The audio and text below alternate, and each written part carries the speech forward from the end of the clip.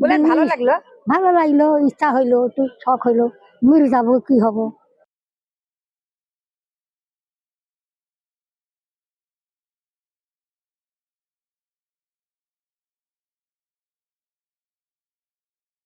বাপের বাড়ি এখানে, বাপের বাড়ি এখানে। এখন বলছে যে আমি ভোট দিতে যাব, আমাকে তুমি নিয়ে চলবো। আমি কিন্তু ভোট আগে দিছি।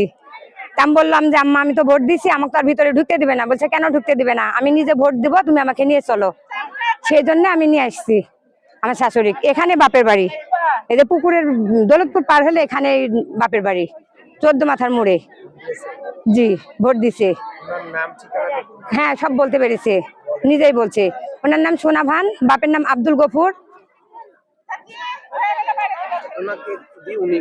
হ্যাঁ, শোনা ভান আপনার ভোট হইলো না, আমি কষ্ট করি। বলে ভালো লাগলো?